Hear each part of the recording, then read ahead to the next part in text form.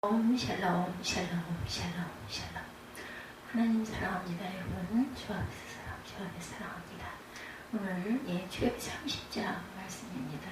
1절에서 38절까지 이 제단은 하나님께 거룩하니라 이렇게 말씀하고 있습니다.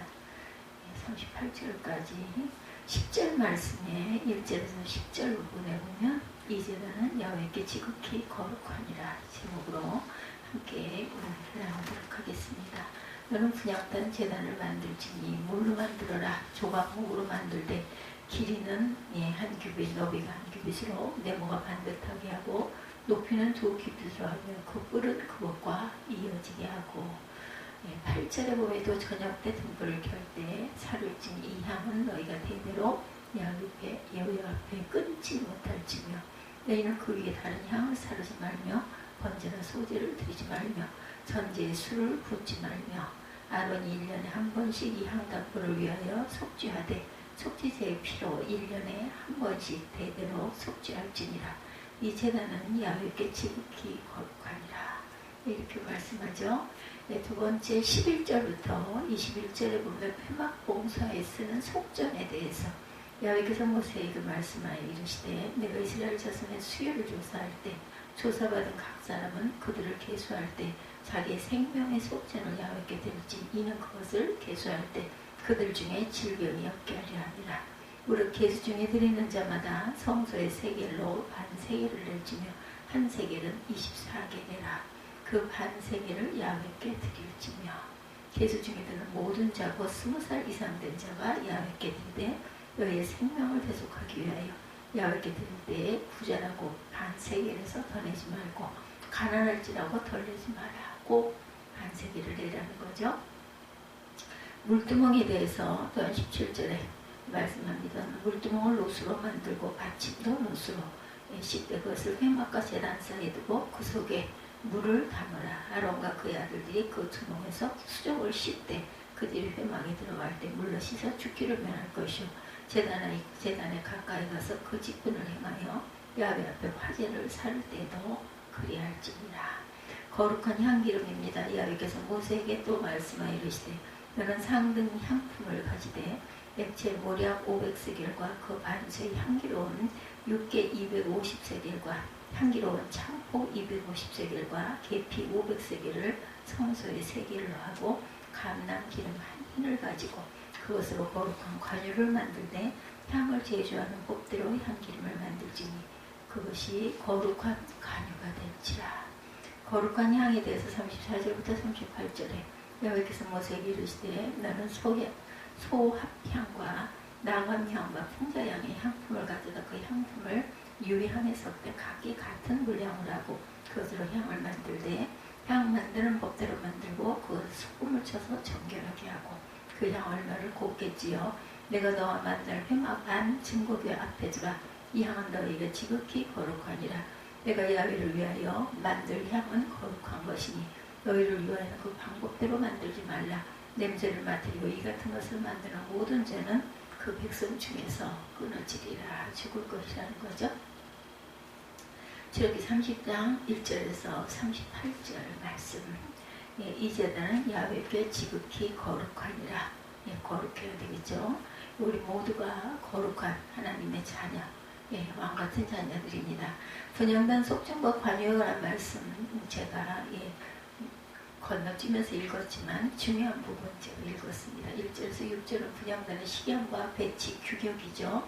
조각목으로 길이와 높이는 각각 1규빗 45.6cm입니다. 높이는 2규빗 91.2 그러니까 아주 키가 큰 사람 90cm 키 있죠. 그 정도 88, 86 이런 분들 요즘에 젊은 분들 많으세요. 그 정도 키구나. 높이가 단의 아랫면을 제외한 5면과 뿔을 정금으로 감싸고 주위를 금태로 둘러라. 4, 5절에 보면 금태 아래쪽 양편에 금고리를 하나씩 달고 순금으로 감싼 조각목 채를 꿰입니다.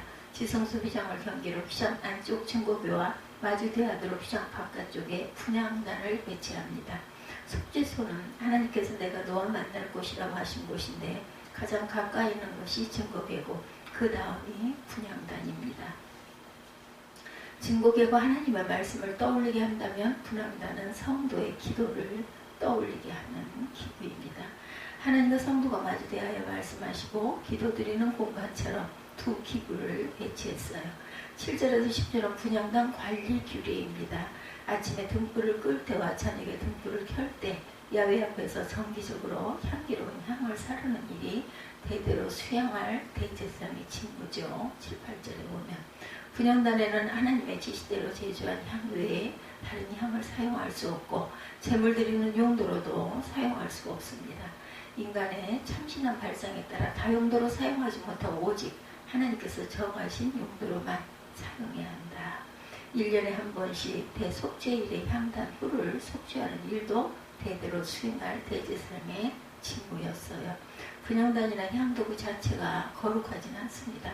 하나님 말씀대로 만들고 관리할 때 거룩한 것으로 인정이 되죠. 분향단의 속죄처럼 성도의 기도 역시 속죄의 기초 위에 하나님께 드려집니다. 속죄 없는 기도는 불결해서 하나님께 조금도 향기로울 수가 없어요. 증거계가 놓인 것은 지극히 거룩한 곳, 지성소이죠. 그런데 성소에 있는 분향단도 이단은 야훼께 지극히 거룩하다며 지성소 성물처럼 취급을 하셨어요. 야훼는 거룩함 자체이시죠. 그래서 기구든 사람이든 거룩하신 야훼께 가까울수록 더 거룩합니다. 성도가 이전보다 하나님 말씀을 더 신뢰하고 친밀하게 기도드린다면 이전보다 더 거룩해질 것입니다. 그런데 죄인이 거룩하신 분을 가까이 하려면 반드시 속죄의 피를 의지해야 합니다. 하나님께 가까이 할수록 죄인이라는 의식이 강해져서 속죄의 피도 더 강력히 의지하게 되죠. 바울의 신앙이 성숙할 때 현재형으로 죄인 중에 내가 괴수라고 고백했던 것처럼 성도는 거룩해질수록 자기 의의를 세우지 않고 속죄의 피를 더욱 의지하게 되죠. 11절에서 16절은 속죄원 규례입니다. 야훼께서는 이스라엘 자손의 수요를 조사할 때 온역을 면하게 할 생명의 속전을 바치게 하셨어요. 11절에서 12절이죠. 20세 이상 된 남자는 성소의 세겔대로 반 세겔을 내야 하며 부자라고 더 내거나 가난한 자라고 덜 내면 안 된다 말씀하시죠. 15절에 한 세겔은 20게라이라 말씀합니다. 1게라는 0.57g이므로 반 세겔은 은 5.7g, 1.52돈 정도, 그러니까 우리 그 금반지 한 돈 반짜리 그 정도 되겠죠. 이런 그 중량입니다. 거둔 속전의 회막기구를 만드는데 사용하게 하셨어요. 16절 그 윗부분에 상반절에 보면 나오죠. 레위인을 제외한 60만 3,550명에게서 100달란트, 1775세겔 약 3,440kg이네요. 거두어서 100달란트로는 성소와 휴자기 기둥 받침을 100개를 만들었고 1775세겔로는 기둥 갈고리와 기둥 머리 덮개와 기둥 고리를 만들었어요. 생명을 대신한 값으로 회막짓된 부속들을 만들었던 거죠. 속전을 이렇게 사용하게 하신 이유, 하나님은 이것이 야훼 앞에서 이스라엘 자손의 기념이 되어서 생명을 지키게 할 것이다 이렇게 말씀하시죠. 인구조사와 통치자의 자기 백성 확인 수단이라면 속전, 나중에 성전세가 되죠. 통치자가 자기 왕권 확립 수단으로 사용합니다. 하나님은 그분의 백성으로 계수된 사람마다 그분의 왕권을 인정하게 하셨어요. 속전 드리는 행위에는 하나님의 왕권을 인정한다는 고백이 담깁니다. 그래서 하나님께서는 속전 기념물을 보시고 자기 백성의 생명을 지키시죠. 훗날 예수께서 자기를 속전으로 드렸어요. 디모데전서 2장 6절에 보면. 그래서 예수님 안에 있는 자는 이미 속전을 드린 것이고 하나님의 왕권을 인정한 사람들입니다. 하나님은 속전이신 예수를 기억하셔서 자기 백성의 성도의 생명을 보호하시죠. 속전으로 회막이 지탱되었던 것처럼 신약에도 교회는 속전이신 예수님의 공로로 지탱이 됩니다. 17절에서 21절은 물두멍 시약이에요. 야훼께서 모세에게 넌 물두멍을 만들어 회막과 단 사이에 두고 물을 담게 하셨어요. 물두멍은 물을 많이 담아두고 쓰는 큰 가마나 도구를 지칭합니다. 제사장은 회막에 들어가기 전과 제단에서 제물을 불사르기 전에 물두멍에 물로 수족을 씻어야 죽지 않습니다. 물두멍은 회막문에서 수종드는 여인들의 거울로 만들었는데 항상 자기를 비춰보고 정갈하게 다듬는 거울의 용도가 그래도 물두멍이 반영이 됩니다. 제대로 제사장 옷을 입고 관유를 발랐어도 물두멍에 물로 수족을 씻어야 죽기를 면할 수 있음을 하나님께서 2번 강조하셨습니다. 지극히 거룩하신 하나님 앞에서는 직무를 행할 때마다 자신을 깨끗하게 해야 했어요. 이건 역시 모든 제사장의 대대로 영원히 지킬 규례입니다. 21절 후반절에 죄를 깨끗하게 하는 율법의 기능은 약속의 조선이 오시기까지만 있습니다. 갈라디아서 3장 19절. 예, 죄를 깨닫게 하는 율법의 기능은 약속의 자손이 오기 전까지, 그때만 오시기까지, 모형은 원형이 등장하기까지만 필요하기 때문이죠. 그렇지만 사라지는 것은 모형의 형식이고 모형이 상징했던 내용은 원형을 통해 영원히 지켜집니다. 예수께서 성찬을 앞두고 베드로의 발을 씻기실 때 내가 너를 씻기지 아니하면 내가 나와 상관이 없다 이렇게 말씀하세요. 베드로가 손발과 머리까지 씻겨달라고 하자 예수님은 그의 온몸이 깨끗하다 하시며 목욕한 자는 발밖에 씻을 필요가 없다고 말씀하죠. 요한복음 13장 8절에서 10절입니다.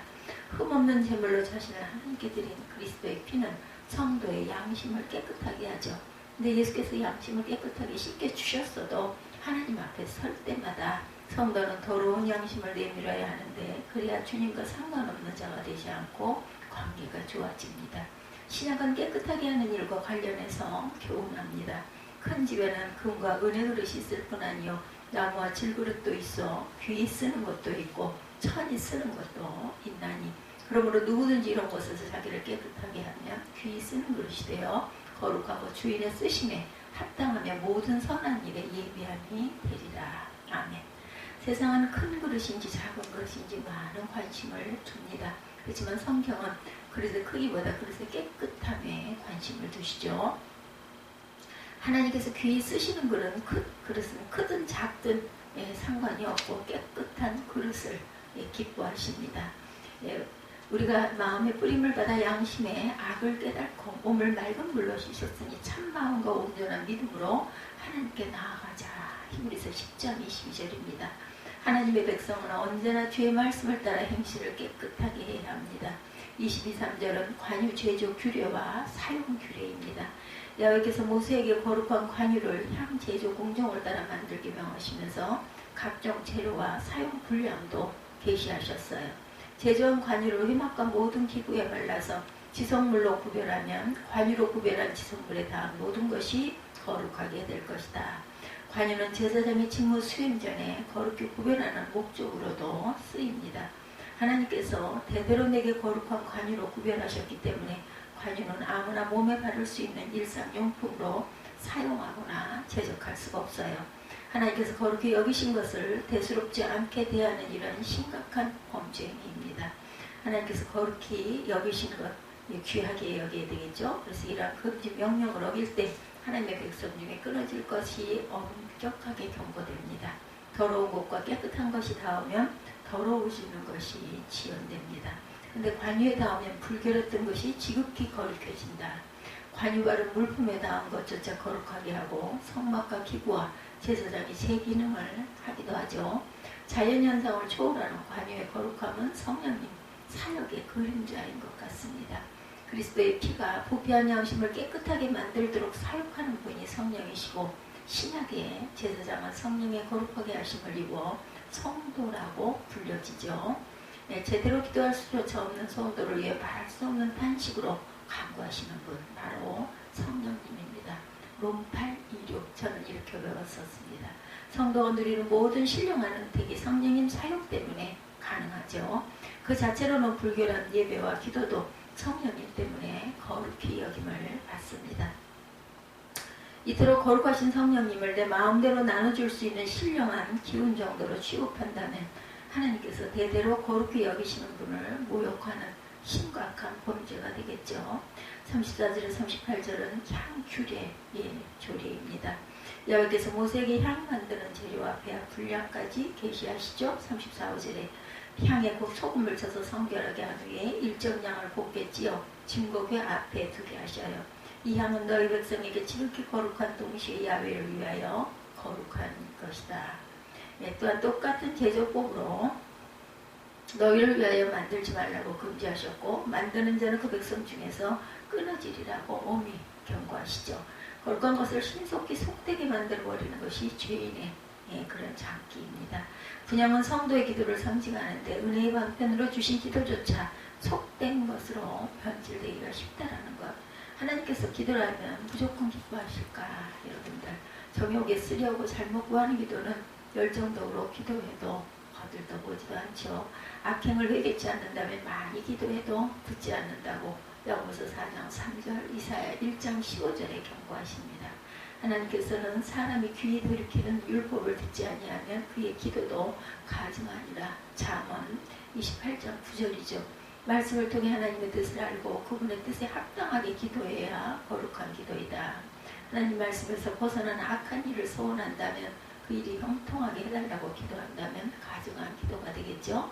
은혜의 방편인 기도가 자기 욕망을 이루려는 도구로 변하면 하나님 백성다움은 없어집니다.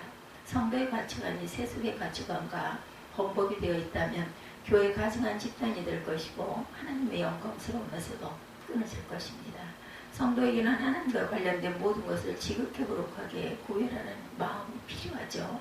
거룩하지 못한 자들을 하나님께 거룩한 무리로 구별하시고 마침내 거룩하게 하실 성령님의 사역에 무한한 감사를 드리는 저와 여러분이 되시기를 주님의 이름으로 축복합니다.